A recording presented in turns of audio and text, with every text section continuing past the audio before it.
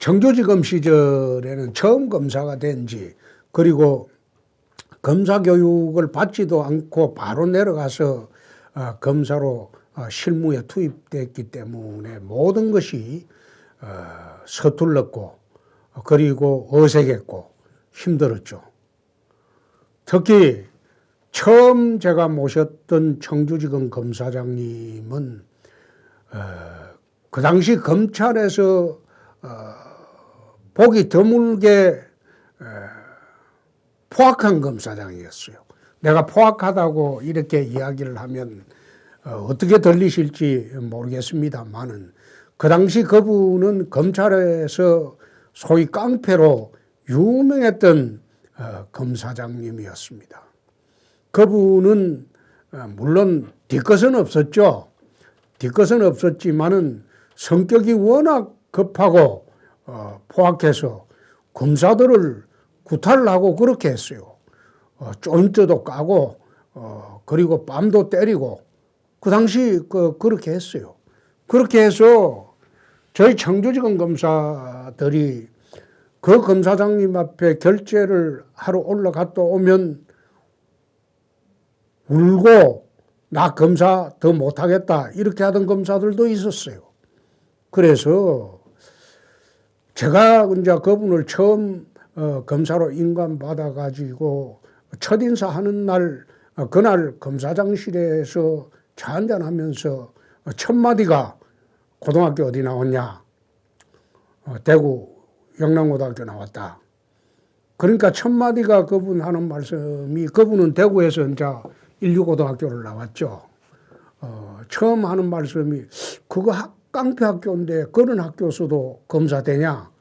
이렇게 이제 첫 마디로 하길래 난 처음부터 이거 좀 이상한 사람이다.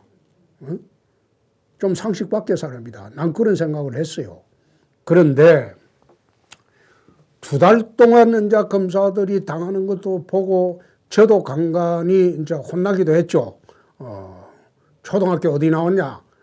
초등학교를 형터리 같은 데 나와서 문법도 모르냐? 온갖 이제 이야기를 다 들었죠. 그래 2달 동안 듣다가 참 나도 야 이거 검사 이거 계속 해야 되나? 이런 식으로 이런 상관 밑에서 검사 계속 해야 되나? 그런 생각을 품게 되었죠. 그러다가 이제 청주의 모 대학 학생이 어느 상점에 가서 물건을 훔치다가 주인한테 걸려가지고 체포를 면탈하기 위해서 주인을 이제 때려서 상처를 입힌 사건이 구속돼서 재판에 배당이 됐습니다. 소위 형법상 그런 사건은 준강도치상이라고 합니다. 처음부터 강도는 아니었는데 절도죄를 범한 자가 체포 면탈하기 위해서 사람에게 상해를 가했을 때는 준강도치상이라고 합니다.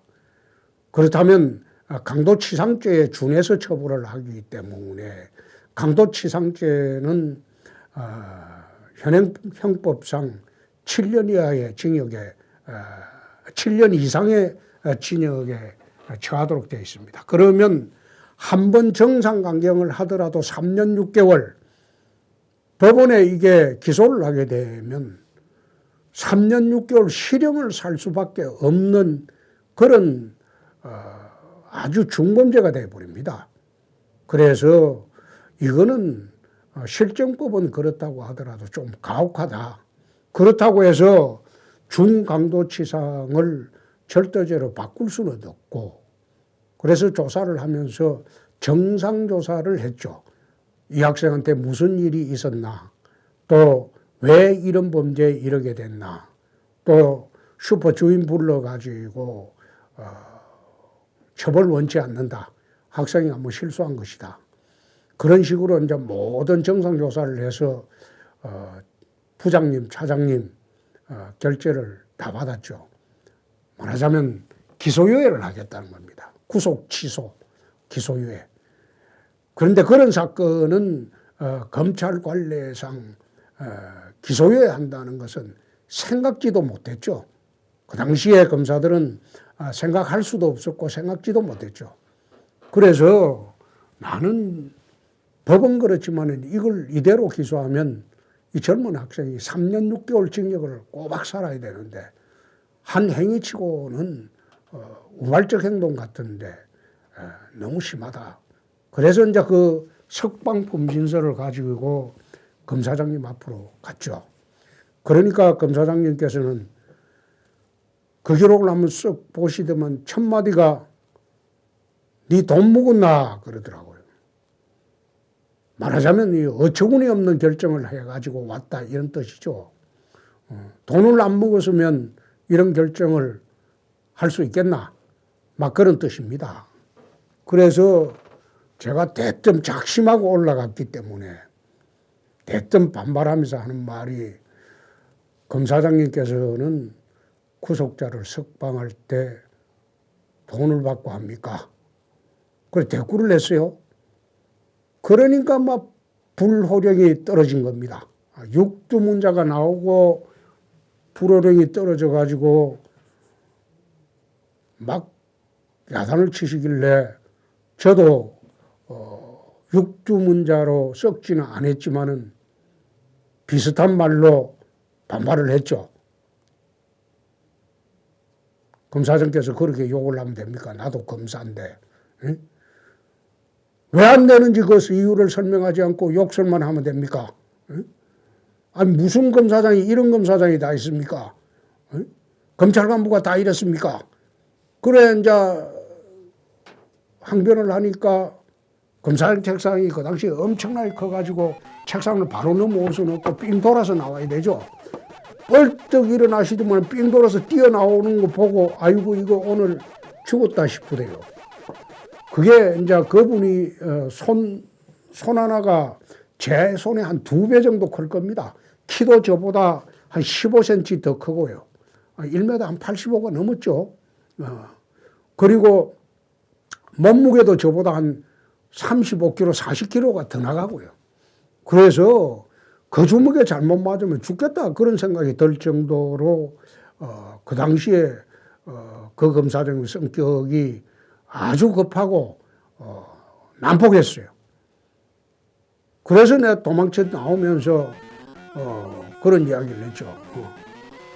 그런 식으로 포악스럽게 검사를 대하면 검사장께서도 똑같은 일을 당할 수가 있다. 그리고 도망쳐 나왔죠. 검사장실이. 그 당시에 검사장님이 3층이었어요. 저는 1층이었고. 그래서 1층까지 불이 나게 도망쳐 나와서 내 방에 앉아 있는데 이제 그 분을 참지 못하고 검사장님이 부장검사님, 차장검사님 불러가지고 아마 엄청나게 그 당시 검사들 말로는 깨졌다고 합니다. 깬다고 하죠. 엄청나게 깨졌다고 합니다. 심지어 뭐 부장님은 촛대비가 까였다. 무릎을 걷어찼다. 또 뺨을 때렸다. 이런 소리 들 정도로 이제 혼이 나고 난 뒤에 부장님, 차장님이 이제 차장님 방에 같이 있으면서 2층이 이제 차장님, 부장님 방인데 부르길래 갔더만은 네 도대체 검사장실에서 무슨 일이 있었나? 그래서 내가 쭉 사건 이야기하고 부장님, 차장님한테 결재받은 거 올라가니까 이런 말씀을 하시길래 내가 심하게 좀 대들었습니다. 그러니까 차장님 말씀이 걸작인 게 진짜 대들었나? 그러니까 아무리 검사장이지만은 검사를 그런 식으로 다룰 수가 있습니까? 내 검사 안 해도 좋은데 이런 대접 받으려고 대한민국 검사하려고 하는 것은 아닙니다. 그래서 내가 심하게 좀 대들었습니다. 안 되면 같이 깨고 같이 나가든지 나는 뭐 지금 나가도 변호사 할 수 있으니까. 근데 아마 검사장께서는 검찰총장을 꿈꾸고 있기 때문에 좀 억울할 겁니다. 같이 한번 그럼 깨놓고 우리 검사들이나 국민들 판단 한번 받아봅시다. 그러고 내려왔어요. 내려오니까 그때가 아마 제 기억으로는 화요일로 내 기억이 됩니다. 그래서 이제 매일 그 당시에 검사가 이제 4명밖에 없었기 때문에 검사장실에서 아침에 이제 티타임하고 저녁에 티타임하고 그렇게 하죠. 전부 모여도 7명밖에 안 되니까요. 그래서 그날 저녁 티타임부터 내가 티타임을 아침 저녁으로 티타임을 올라가질 않았어요. 올라가질 않고 또 검사장실에서 부르지도 않더라고요. 그런데 금요일 날 이제 아침이 됐는데 검사장실에서 전화가 왔어요. 전화가 와가지고 그 결제 구속 만기일이 언제냐. 말하자면 구속 만기가 되면 검사는 무조건 풀어줘야 되니까요. 구속 만기라는 게 이제 검사가 1차 구속이 10일이고 2차 구속이 10일입니다. 그러면 20일이 지나면 검사 손에서 무조건 풀어줘야 돼요. 기소를 하지 않으면. 그래서 내가 2차 만기가 이번 토요일입니다. 그러니까 왜 결제를 안 올리나. 그래서 올려본들 뭐 결제 안 해주실 거고 그래서 내일 되면 검사장님하고 간부님들은 전부 이제 주말이니까 서울로 다 가시지 않습니까? 가고 난 뒤에 나 혼자 있을 때 내일 저녁 토요일 날 저녁에 내 도장만 찍으면 석방이 되니까 토요일 날 오후에 나 혼자 석방하랍니다. 그래 이야기하니까 검사장이 전화를 탁 끊으시더라고. 그리고 좀 올라와. 그러길래 우리 여직원이 또 이제 전화를 또 받아가지고 빨리 올라오시라고 한다. 3층으로. 그래서 내가 그런 이야기를 했어요. 답답하면 내려와라. 난 못 올라가겠다. 올라가면 지방에서 날 두들겨 팰 건데 내가 그 맞으로는 못 올라가겠다. 답답하면 내려와라. 내가 그러고 안 올라갔어요. 그러니까 금요일 날 퇴근 무렵이 돼서 전화가 다시 오셨더라고요. 와가지고 말씀을 하시면서 내가 그렇게 거절을 하면 네가 어떻게 나오는지 보려고 한번 그래 봤을 뿐이다. 결제해 줄 테니까 가지고 올라와라. 그래서 내가 서류를 들고 올라갔어요. 올라가면서도 내 맞을 각오를 하고 올라갔어요. 패면 내가 그냥 가만히 있지 않겠다. 난 투극을 벌여서라도 내가 검사 그만해도 좋다. 근데 이런 대접을 받고 검사는 할 수 없다. 그런 생각으로 올라갔는데 의외로 올라가니까 검사장님이 굉장히 그 상냥하게 이제 책상에서 일어나셔가지고 이제 소파로 와가지고 차 한 잔 가져오라고 하시는 거 차를 주면서 하시는 말씀이 너 밖에 나가서 나하고 싸웠다고 이야기하지 마라. 그 말씀을 하시면서 그 사건은 네 원하는 대로 할 테니까 내하고 있었던 이야기는 밖에 나가서 하지 마라. 그렇게 말씀하시더라고요. 그래서 내가 알겠습니다. 그거 내려왔는데 그 주말이 지나고 난 뒤에 그 다음 주부터 전국에 그게 소문이 퍼져버렸어요. 아마 누가 소문을 냈는지 소문을 냈겠죠. 그 당시에 검사가 전국에 600명 가량밖에 안 됐으니까 삽시간에 소문이 퍼지죠. 그래서 이제 그 다음 주에 아침 티타임에 가니까 검사장님께서 그 이야기를 하시더라고요. 홍 검사 사건은 앞으로 내 따지지 않고 결제해 줄 테니까 열심히 해라. 그 이야기를 이제 내가 듣고 그 뒤로부터 그 검사장님은 저한테 참 잘해 주셨어요. 잘해 주시고 그 뒤로부터 초임검사 시절에 2달 만에 그 사건이 있고 난 뒤부터 그게 전국의 검찰 간부들한테 다 회람이 돼가지고 제가 그 후에 11년 동안 검사를 하면서 간부님들이 제 사건이나 제가 한 결정에 대해서는 거의 이의가 없었다. 그리고 이의를 달지 않더라.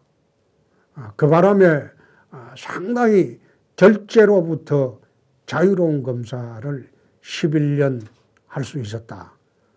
난 그런 생각을 요즘도 해보는 게, 그때 만약 검사장님의 부당한 지시나 압력, 압박에 굴복했다면 아마 11년 동안 11년 내내 검찰 상부 간부들과 투쟁만 하다가 제대로 일은 하지 못했을 것이다. 그런 생각을 가끔 하게 됩니다. 또 그렇게 달려들려면 나도 검사를 그만둬야겠다는 그런 각오가 되어 있어야지 달려들 수 있었다. 그래서 그 사건으로 인해서 전국의 검사들이 아마 유사한 사건이 한 건 정도 더 있은 것으로 저는 기억을 합니다. 그 검사장님한테 어느 부장검사님이 한 번 더 서울에서 한번 대들었던 것으로 나는 기억을 합니다. 그 이후에 어설프게 흉내를 잘못 내면 더 크게 당하기 때문에 아마 그 부장검사님 이외에는 그 검사장님에게 대들었던 사람이 없었던 것으로 나는 기억을 합니다. 청주지검에서 있었던 그 사건은 검찰 야사로서 검사들에게 회자되는 그런 사건이었습니다.